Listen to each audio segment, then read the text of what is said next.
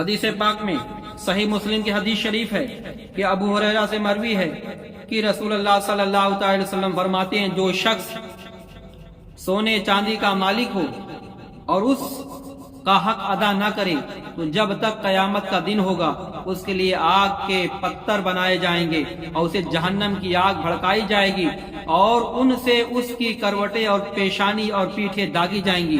جب ٹھنڈا ہونے پر آئیں گے پھر سے وہی کر دیے جائیں گے. اللہ اکبر.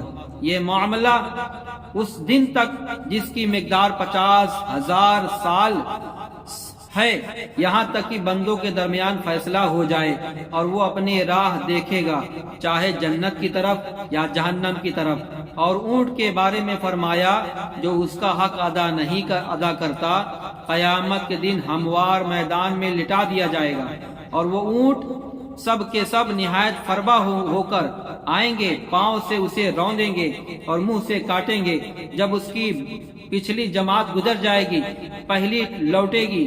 اور گائے اور بکریوں کے بارے میں فرمایا گیا اس شخص کو ہموار میدان میں لٹائیں گے اور سب کے سب آئیں گی, نہ ان میں مڑے ہوئی ہوں گی سینگ کی کوئی ہوں گی نہ بے سینگ کی نہ ٹوٹے سینگ کی, اور سینگوں سے ماریں گی اور کھروں سے روندیں گی. اس کے مثل صحیحین میں اونٹ اور گائے اور بکریوں کی زکوٰۃ نہ دینے میں حضرت ابو ذر رضی اللہ تعالیٰ سے مروی ہے. تو زکوٰۃ کس پہ فرض ہے؟ زکوٰۃ مالک نصاب پر فرض ہے. مالک نصاب کسے کہتے ہیں؟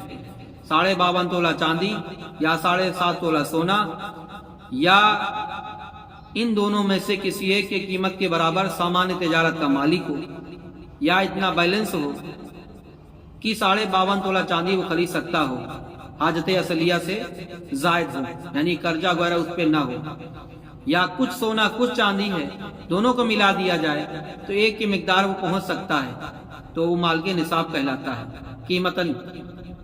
قیمت کے اعتبار سے. اور حضرت ابوبکر صدیق رضی اللہ تعالی عنہ خلیفہ ہوئے تو اس وقت اعراب کے کچھ لوگ کافر ہو گئے, زکوٰۃ کی فرضیت سے انکار کر بیٹھے تو صدیق اکبر نے ان پر جہاد کا حکم دیا.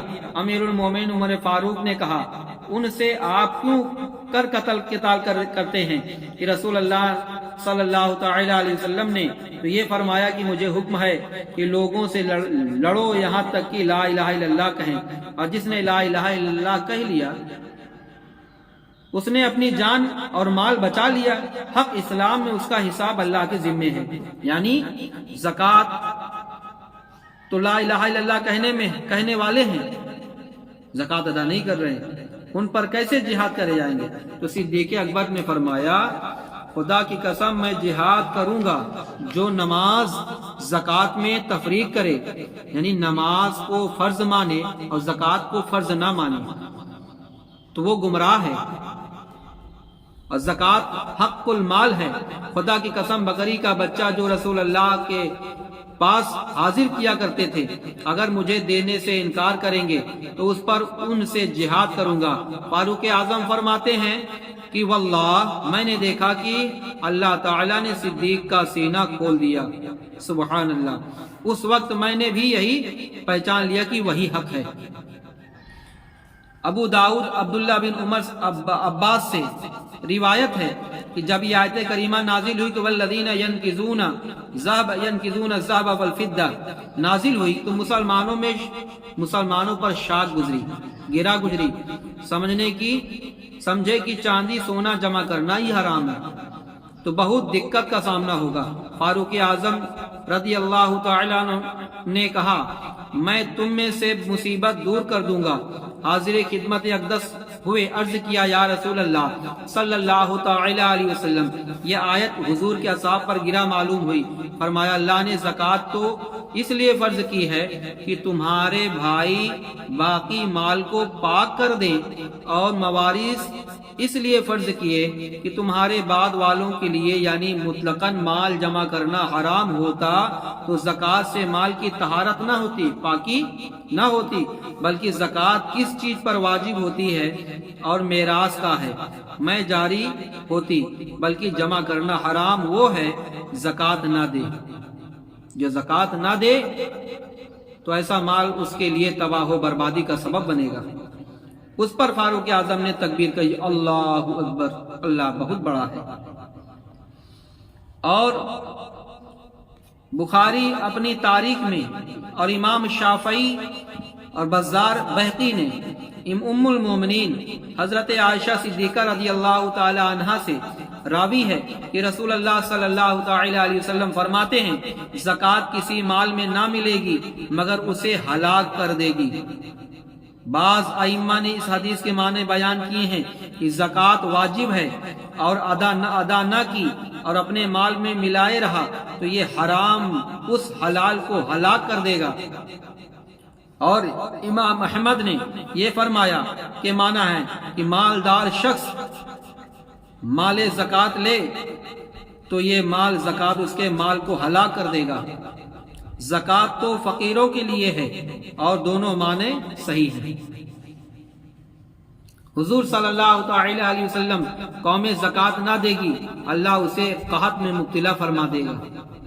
طبرانی کی حدیث میں ہے کہ حضور اقدس صلی اللہ تعالی علیہ وسلم فرماتے ہیں خشکی اور تری میں جو مال تلف ہوتا ہے، خشکی اور تری یعنی سمندر میں یا سوکھے میں جو مال تلف ہوتا ہے، برباد ہوتا ہے، وہ زکوٰۃ نہ دینے سے تلف ہوتا ہے۔ اور ابو ذر رضی اللہ تعالی نے فرمایا کہ ان کے سر استان پر جہنم کا گرم پتھر رکھیں گے، سینہ کو توڑ کر شانہ سے نکل جائیں گے، اور شانہ کی ہڈی پر رکھیں گے، ہڈیاں توڑتا ہوا سینہ سے نکلے گا۔ اور مسلم کی حدیث شریف میں رسول اللہ صلی اللہ علیہ وسلم نے فرماتے سنا کہ پیٹھ توڑ کر کروٹ سے نکلے گا اور گدی توڑ کر پیشانی سے نکلے گی۔ اللہ اکبر، زکوٰۃ کے نہ ادا کرنے والوں کا یہ انجام ہوگا۔ اور ابن خزیمہ ابن حبان اپنی صحیح میں ابو ہریرہ سے راوی ہے کہ رسول اللہ صلی اللہ تعالی علیہ وسلم فرماتے ہیں کہ دوزخ میں سب سے پہلے تین شخص جائیں گے، ان میں سے ایک وہ تونگر مالدار کہ اپنے مال میں اللہ کی راہ میں حق ادا نہیں کرتا تھا۔ اور راوی فرماتے ہیں کہ اسلام میں 4 چیزیں فرض کی، جو ان میں سے 3 ادا کرے وہ اسے کچھ کام نہ دیں گی جب تک کہ پوری 4 نہ بجا لائے، نماز، زکوٰۃ، رمضان، حج بیت اللہ۔ اللہ اکبر۔ حدیث پاک میں بے شمار اس کی فضیلت اور نہ ادا کرنے والوں کے لیے وعید آئی ہے۔ اور اب آئیے کچھ مسائل آپ کے گوشے گزار کریں۔ زکوٰۃ شریعت میں اللہ تعالی کے لیے مال کے ایک حصہ کا جو شریعت نے مقرر کیا ہے مسلمان فقیر کو مالک کر دینا ہے، اور وہ فقیر نہ ہاشمی ہو نہ ہاشمی کا آزاد کردہ غلام، اپنا نفع اس سے بالکل جدا کرے۔ زکوٰۃ فرض ہے، اس کا منکر کافر اور نہ دینے والا گناہگار اور قتل کا مستحق، ادا میں تاخیر کرنے والا گناہگار مردود الشہادہ ہے۔ مباح کر دینے سے زکوٰۃ ادا نہ ہوگی، مثلا فقیر کو بنیت زکوٰۃ کھانا کھلا دیا، زکوٰۃ ادا نہ ہوئی، کہ مالک کر دینا نہیں پایا گیا۔ ہاں اگر کھانا دے دیا کہ چاہے کھائے یا لے جائے تو ادا ہو گئی۔ یوں ہی بنیت زکوٰۃ فقیر کو کپڑا دیا یا پہنا دیا، ادا ہو گئی۔ زکوٰۃ آدمی مال بھی دے سکتا ہے، اتنی کی قیمت کا دینا ضروری ہے، کھانا بھی دے سکتا ہے اس کا، فقیر کو بنیت زکوٰۃ مکان رہنے کو دیا، زکوٰۃ ادا نہ ہوئی، مال کا کوئی حصہ اسے نہ دیا بلکہ منفعت کا مالک بنا دیا ہے، مالک کیا ہے، تو زکوٰۃ واجب ہونے کے لیے چند شرطیں ہیں: مسلمان ہونا، عاقل ہونا، واجب یعنی اگر کوئی کافر مسلمان ہو تو اسے یہ حکم نہیں دیا جائے گا کہ زمانہ کفر کی زکوٰۃ ادا کرے، معاذ اللہ۔ کوئی مرتد ہو گیا تو زمانہ اسلام میں جو زکوٰۃیں نہیں دی تھی ساقط ہو گئی۔ کافر اور دارالحرب میں مسلمان ہو اور وہیں چند برس تک اقامت کی، پھر دارالاسلام کی طرف آیا، اس کو معلوم تھا کہ مالدار مسلمان پر زکوٰۃ واجب ہے تو اس زکوٰۃ کی زکوٰۃ واجب ہے، ورنہ نہیں۔ اگر دارالاسلام میں مسلمان ہوا، چند سال کی زکوٰۃ نہیں دی تو اس کی زکوٰۃ واجب ہے، اگرچہ کہتا ہے کہ مجھے فرضیت کا زکوٰۃ کا علم نہیں ہے۔ اور نمبر 2، بلوغ، بالغ ہونا، عاقل سمجھدار ہونا۔ پاگل پر زکوٰۃ فرض نہیں، نہ نابالغ پر زکوٰۃ واجب نہیں، اور جنون اگر پورے سال کو گھیرے رہے تو زکوٰۃ واجب نہیں ہوگا۔ پاگل ہی رہا سارا سال تو اس پر زکوٰۃ واجب نہیں ہوگا۔ اللہ تعالیٰ سے دعا ہے کہ ہم سبھی کو یہ مسائل سیکھنے، اس پر عمل کرنے کی توفیق عطا فرمائے۔ اللہ مال دے، زکوٰۃ ہم پر فرض ہو تو اس کو ادا کرنے کی توفیق دے۔